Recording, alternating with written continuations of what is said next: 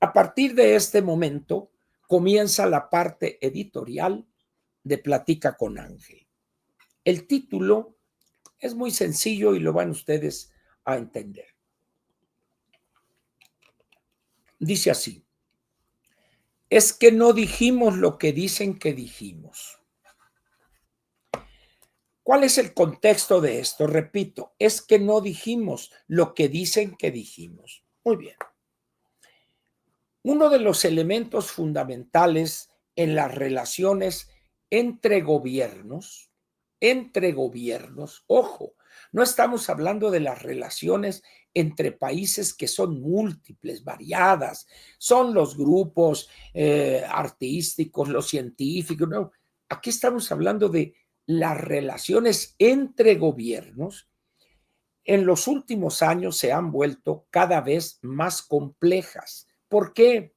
Por la presencia de un actor que no estaba hace 50 o 60 años, no con la intensidad ni la violencia con la que actúa hoy, que es el crimen organizado. El crimen organizado es un fenómeno con esta intensidad, con esta fuerza. Es un fenómeno quizá desde los años 70 u 80. Empezó en Sudamérica con el cártel de Medellín, el cártel de no sé cuánto, con narcotraficantes famosos, Pablo Escobar y el otro, etcétera, etcétera. Producían fundamentalmente y enviaban cocaína.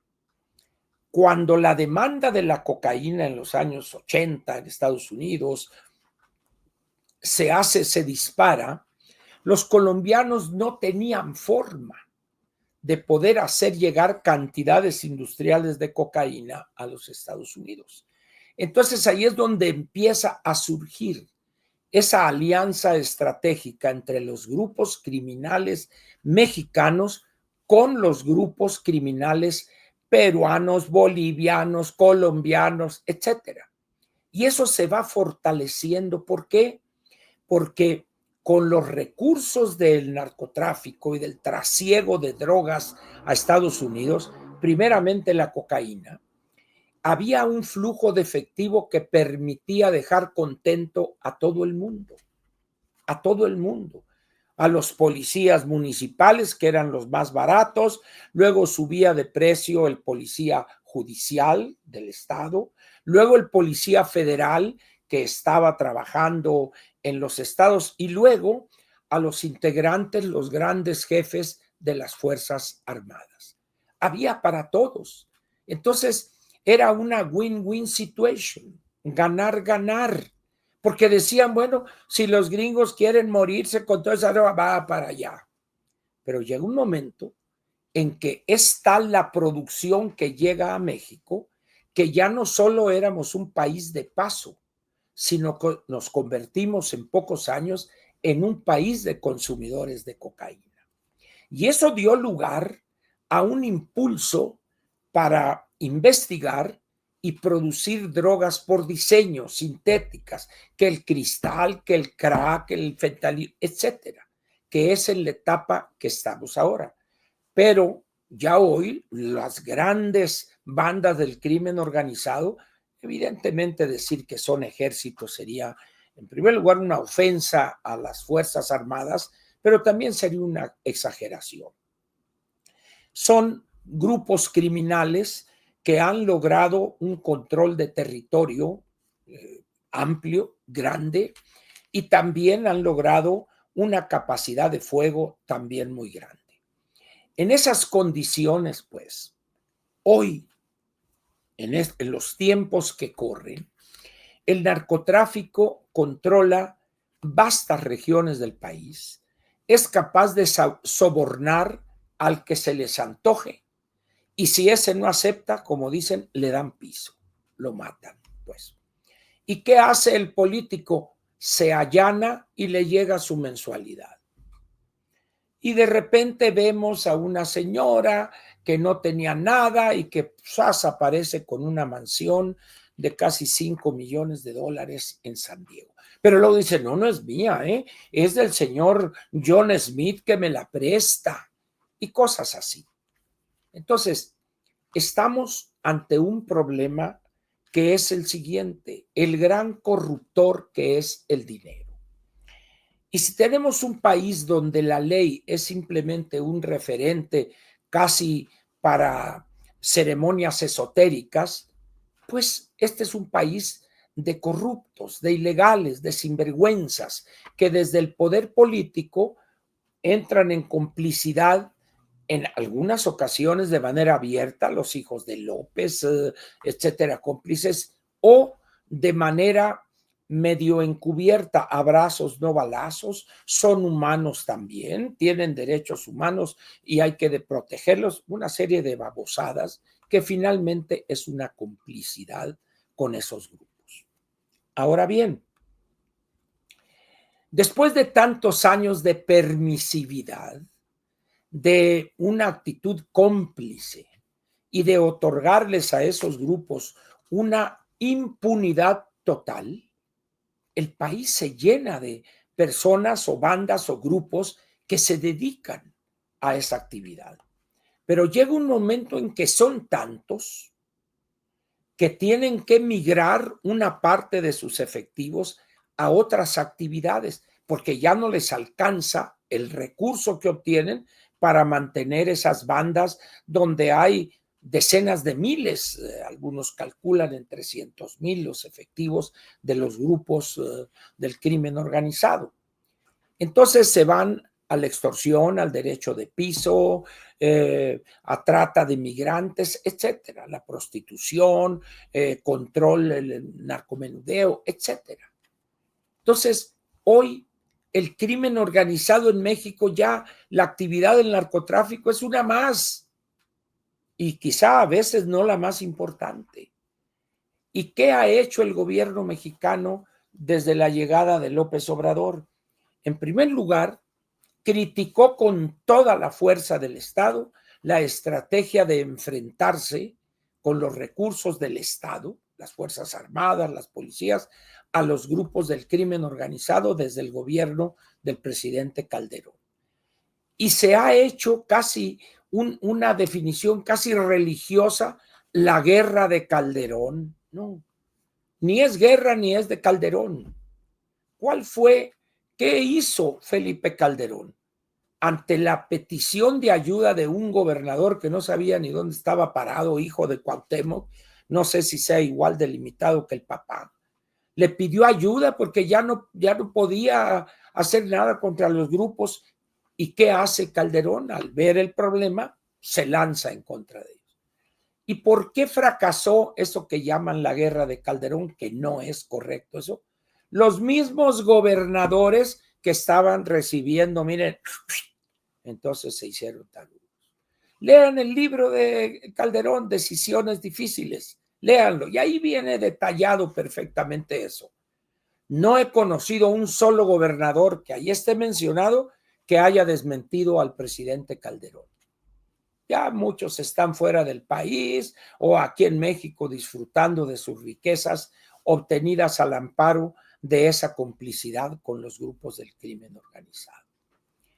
Llega el momento en que en Estados Unidos, con la llegada de una nueva droga de diseño, el fentanilo, los opioides, que empiezan a morirse por el uso de esa cochinada, estamos hablando de decenas de miles de jóvenes y no tan jóvenes en Estados Unidos. Y eso genera una presión política. Y entonces, ¿qué hace el gobierno norteamericano? Le exige al gobierno mexicano, oye, ahí están los laboratorios, mira, aquí te doy las coordenadas. No, aquí no nos subordinamos y babosadas así, pero aquí no se fabrica el fentanilo, dijo el loco este desquiciado de López. Entonces, aumenta la presión allá. ¿Y qué hace el gobierno norteamericano? Presionar aquí. ¿Por qué? Porque la protección, la complicidad a esos grupos existe desde hace muchos años, porque los laboratorios clandestinos existen. Sinaloa está regado, en Sonora hay hasta para aventar para arriba. Y los norteamericanos ven que no se avanza en el combate. Les dicen, mira, aquí está, bueno, pues ahí vamos a acabar con estos. Pero no hay la plena disposición del gobierno mexicano para acabar con esos grupos. ¿Por qué? Porque han estado involucrados recibiendo dinero. En esas condiciones, pues, se generan situaciones como esa a la que me refiero en el título del editorial. Sale por ahí un rumor y se refleja en la prensa escrita que funcionarios del gobierno norteamericano llegaron en una de las múltiples reuniones con la anticientífica a pedirle o a exigirle como guste usted o a demandarle, solicitarle como guste usted los nombres de políticos de su partido que están en complicidad con esos grupos criminales. ¿Se los dieron o no? No lo sé. Pero luego sale el desmentido. ¿De quién? Del gobierno mexicano y también del gobierno norteamericano. Y eso nos lleva a la entrada en este comentario editorial. Los gobiernos no van a decir sí, sí, yo fulana de tal, subsecretaria o la madre le exigí que me diera los nombres. Eso no existe. Eso no funcionan así. Por eso dije la importancia de las conversaciones, comunicaciones, negociaciones entre gobiernos. Pero eso no quiere decir que no le hayan dicho, oye, necesitamos los nombres, hay que meterlos al bote a estos, mándamelos para allá y ya les voy a poner una friega. Y no, ¿por qué? Porque uno de los señalados fue presidente de Morena, Mario Delgado, y otro de los estos y por allá y lo demás allá, etcétera. Los hijos del presidente anterior, el mismo López Obrador por haberse mantenido gastando dinero a manos llenas. ¿Y de dónde? Si nomás traía 200 pesos en la cartera. Es decir, cosas así burdas. Ahora, ¿quién le va a creer a la anticientífica que su campaña no recibió dinero del narcotráfico? ¿Quién? Nadie. ¿Quién le va a creer que su gobierno no está solapando a grupos del crimen organizado? O que sabe dónde están, pero no los agarra y no los entrega. ¿Por qué? Porque en un determinado momento ese grupo o ese cabecilla o esa persona, etcétera, le entregó recursos para la campaña o para que lo, etcétera, etcétera. Entonces, por eso es el título. Es que no dijimos lo que dicen que dijimos. Pues dirás tú que no lo dijiste, lo que dicen ellos que dijiste, pero el problema es la falta de credibilidad de la anticientífica. Ahora bien, ¿qué es lo que pasa aquí? Cuando ustedes observan la gobernación de otros países, encuentran cosas muy curiosas. A Trump le encanta esto de los medios y por eso, si bien hay un portavoz que es el que trata con los periodistas, pero al presidente Trump le gusta, le hace cosquillas a su ego, en la prensa, las cámaras y eso. Y eso es una cosa muy peligrosa. ¿Por qué? Porque en esas condiciones es fácil que el gobernante cometa errores. ¿De qué tipo? Que dice cosas que no debió haber dicho, que revela secretos que ponen en una situación comprometida a su gobierno, o que dice mentiras burdas que luego la prensa verifica y lo exhiben. Muy bien. Hay personas que pueden, vamos a decir, navegar en esas dificultades, en esos mares difíciles de tratar con periodistas y salen airosos. Pero hay otros que son muy requetebrutos y caen y dicen tontería y media.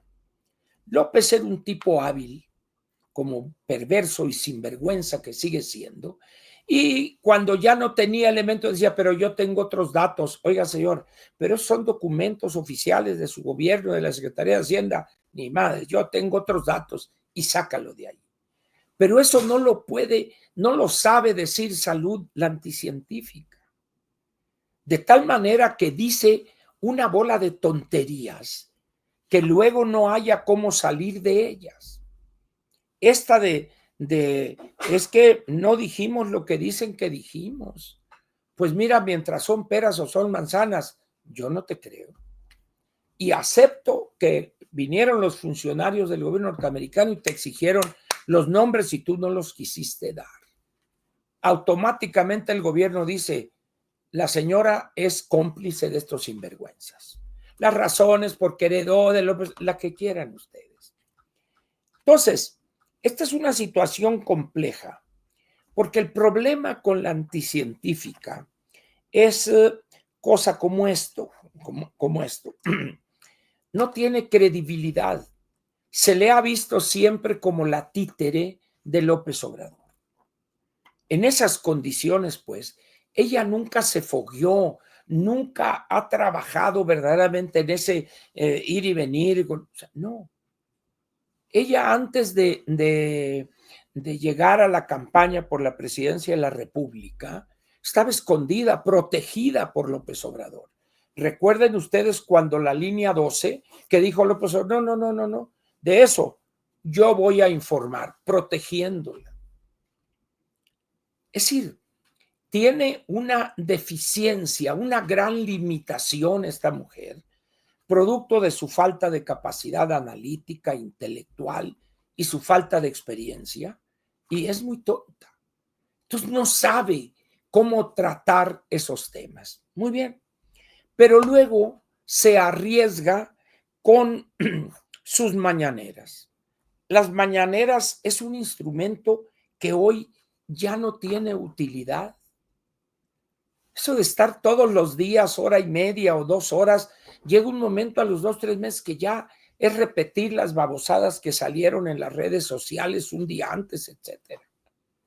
López podía salir y la manejaba, pero esta mujer no puede. De tal manera que ella misma, al aceptar aquel instrumento de la mañanera, ha cavado su propia tumba mediáticamente. Y eso tarde que temprano la va a llevar a cancelar ese espectáculo grotesco ya. Se para una periodista como es la Aide y la pone pinta, barrida y regada, le da 3 vueltas y luego la orina allá abajo. ¿Por qué? Porque no tiene elementos para echar abajo esa verdad que está frente a los ojos de todos, pues. Por eso los jefes de Estado, el que gusten ustedes, dosifica su diálogo mediático. Allá cada 2, 3 meses da una conferencia o una plática privada con algún gran periodista, etcétera.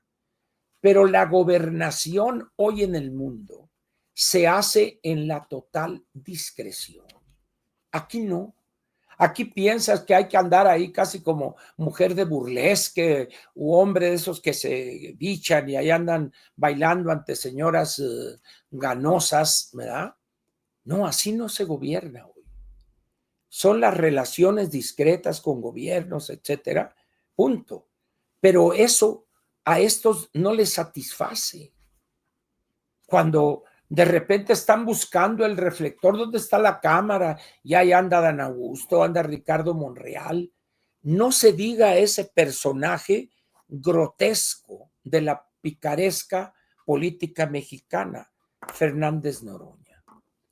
Para que vean ustedes el nivel de degradación a que ha llegado Morena. El presidente del Senado de la República, que debe ser alguien de una capacidad de operación política, de seriedad, de profesionalismo. Noroña es todo lo contrario. Noroña es un payaso, es un demagogo, un frívolo, un hombre que está ávido del reflector por su debilidad, por su complejo que tiene. Es decir, porque Noroña nada sabe hacer, salvo el ridículo. No se le conoce profesión alguna, salvo andar ahí exhibiéndose y de agitador y tirándose a las patas de los caballos o lo que sea, pues. Vean el desastre que ha causado en el Senado. Y lo peor, nadie es capaz de quitarlo de ahí. Adán Augusto mejor anda por allá con la jirafa enamorándola y bueno, pero dicen, pero ya faltan poquitos días, en agosto se va y sale Noroña. Aunque no les guste, yo seré presidente del Senado hasta el 31, como diciendo, a ver, éntrenle y no se me vengan en bola de más que de 15 en 15. La chacota a la que ha llegado Morena en el Congreso de la Unión es imperdonable. En ese sentido, pues, cuando Noroña dice, sí, vamos a pagar el muro, pero como estaba en 1830, dice uno, este hombre está fuera de sus capacidades mentales, pero desde hace mucho. Solamente a un loco, a un desquiciado, se le ocurriría eso como argumento, pues a Noroña se le ocurrió. En esas condiciones, pues, ¿qué va a pasar con esta situación de la anticientífica? Cuando lo que menos analiza ella son las consecuencias de sus dichos. Cuando sale y grita a voz en cuello, y de llamaremos a movilizarnos porque esto, señora, en las condiciones actuales de la comunicación política, yo corto esas palabras y la exhibo. ¿Qué es lo que hicieron los norteamericanos? Tiene que ver con la movilización e incitó a la movilización. ¿Cómo dice que no si tengo la grabación? No, bueno, es que eso lo dije con... No, señora, no sé cómo lo dijo, pero aquí está. Mire. Sí, es una mujer tan incapaz para la gobernación que no se da cuenta que las palabras que expresa un jefe de Estado hay que tomarlas en serio. Importan más las consecuencias de sus dichos que los dichos mismos. Pero eso no lo entiende ella porque no sabe gobernar. En esas condiciones, señores, estamos ante la tormenta perfecta. Ahora bien, por último, en este editorial. Hoy, el periódico inglés Financial Times trae una nota, un reportaje grande sobre la entrada de combustible a México utilizando otra facción arancelaria. Le han llamado el huachicol, pero no es huachicol, eso es otra cosa. Y trae ahí, describe y da elementos de las cantidades de barcos que han entrado por Altamira, por esto. En ese momento, dice uno, ¿cómo es posible que el gobierno no haya hecho algo? ¿Sabe por qué? Porque hay dinero para todos. Así de sencillo. Si un periódico, unos reporteros del Financial Times obtuvieron todo eso, usted si es suscriptor del Financial Times puede leer ese reportaje hoy. Ahí largo, grande, con rutas, barcos, nombres, volúmenes, etcétera, etcétera. ¿Ustedes piensan que el gobierno federal a través del Centro de Inteligencia no tiene todo eso? Por supuesto. ¿Por qué no ha actuado? Porque los responsables de eso, donde está Ricardo Peralta, donde está el otro, y ya Ricardo Peralta creo que demandó a esta publicación electrónica que es Código Magenta porque lo desprestigian y cosas así. Y hay una serie de políticos, a uno de ellos creo que lo asesinaron en San Pedro Garza García.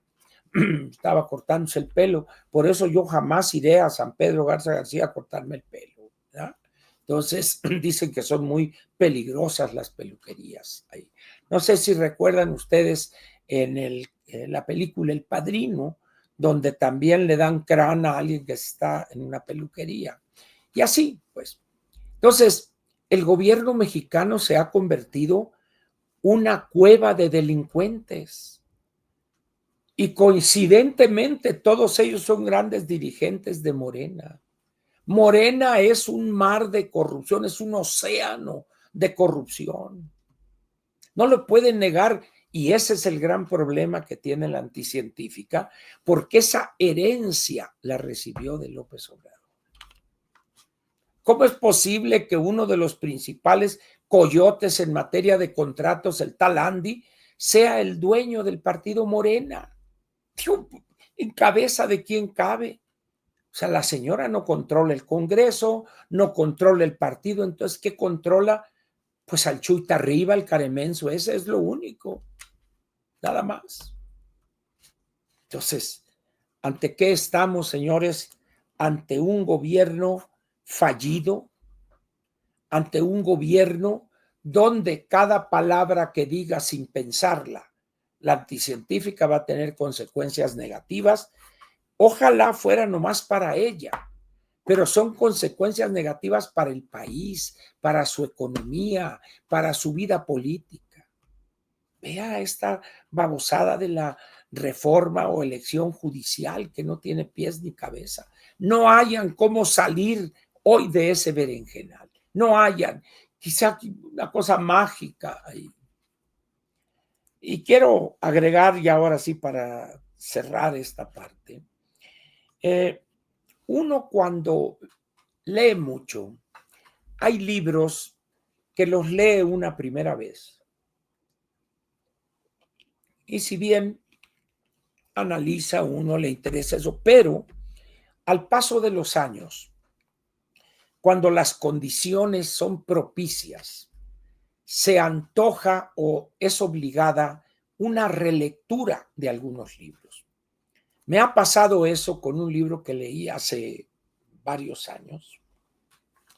Es un libro muy interesante que se llama La muerte de Stalin. Yo lo tenía, aquí está, La muerte de Stalin. Es un libro, ya sé, a ver, esto se... A ver, ahorita vamos a arreglar esto. Vamos a ver. Ahí está.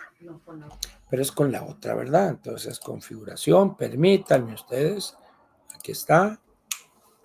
Ahí está. Ahí está.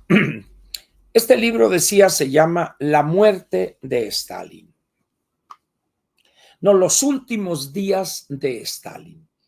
Es un libro muy interesante porque hace un recuento pormenorizado del ambiente previo al fallecimiento allá en los primeros días de febrero de 1953 del gran mariscal y Torre de Palomas, padrecito de todos los pueblos, etc.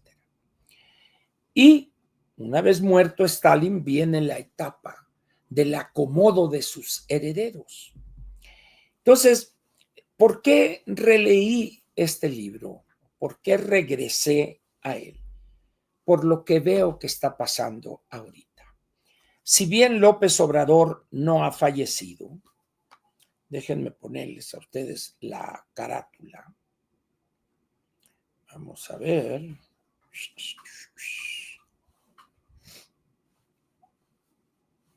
Hay muchos libros sobre la muerte de Stalin, ¿verdad? Este es uno de los que me gusta a mí, ¿verdad? Hay otros que he leído. Aquí está. Los últimos días de Stalin, de Joshua Rubinstein. Interesante el libro, ¿verdad? Es algo sorprendente cómo en algunas ocasiones las situaciones se repiten. Si bien no ha fallecido López Obrador, pero el pleito que hay entre los suyos por llenar espacios que dejó aquel son muy similares a si hubiera fallecido López Obrador. Los reacomodos, eliminar a uno o al otro, colocarse, y el otro, como no aparece públicamente, pues entran los rumores que le habló a fulano y qué cosas, pero esencialmente, para todo fin práctico, López Obrador ha fallecido, está fuera del poder. Y entonces sus herederos buscan cómo nulificar al otro y los pleitos. Muy interesante está este libro de el señor Rubinstein. Vale la pena leerlo, ¿verdad? Porque nos dice mucho de lo que está pasando en nuestro país. Probablemente a algunos no les satisfaga, ¿verdad? Eso, pero hay ejemplos importantes de fallecimiento de personajes que nos dicen mucho de lo que sucede posteriormente a su fallecimiento. Ahora, en política, las muertes pueden ser de dos tipos. La muerte real, física, el fallecimiento de una persona, y la otra es el fallecimiento político. ¿Recuerdan ustedes cuando Echeverría con la pugna esta con López Portillo y se habló de aquello que llamó, creo que fue Gustavo Carvajal, que dijo, esos que van allá al sistema, algo así, a San Jerónimo, les dan el beso del diablo? Es decir, Echeverría, los que recibía y todo, hasta que llega un momento en que lo sacan del país y se convierte el presidente Echeverría o expresidente en un muerto viviente. Pues. Y así hay muchos en México y en los países, pues. Pero en el caso de Stalin es interesante porque era un autócrata, era un tirano, un dictador, y López Obrador era un tirano autoritario. Entonces ponía a pelear a los suyos para él componer cosas, etcétera. Y ahorita están en esa etapa, repartiéndose la mortaja que es Morena y los puestos, el dinero, etcétera, etcétera. Entonces, vale la pena pues buscar símiles o algún símil en la historia política del mundo para tratar de entender lo que está pasando entre los herederos que se creen con derecho para controlar todo. Es el caso de Andy, por ejemplo. Andy se considera, por llevar el nombre del mejor presidente del mundo mundial, nomás le faltó decir, piensa que automáticamente él debe repartir las fichas y decir quién y quién, y le hacen así, pues porque, en primer lugar, porque es muy bruto, segundo lugar, porque no se supo ganar el respeto y porque el hombre no tiene facultad, no tiene capacidad de organización política, es muy bruto, muy limitado, y el nombre no basta, no da para tanto el nombre de Andrés Manuel. Por eso yo les pediría a ustedes que piensen en este afán de la anticientífica de pretender gobernar a base de dichos, a base de expresiones, a base de mentiras, de promesas. Hoy en México así no se puede gobernar. Cuando tiene una fuerza del crimen organizado que la reta y la exhibe todos los días, cuando tiene a un grupo de su partido que no la respetan y se pitorrean de ella todos los días, cuando no controla su partido y la exhiben, en ese momento el gobierno que encabeza la anticientífica no va a tener buen fin. Acuérdese usted de mí. Por eso me da risa cuando afirman que no dijimos lo que dicen que dijimos. Aquí termina la parte editorial de Platica con Ángel.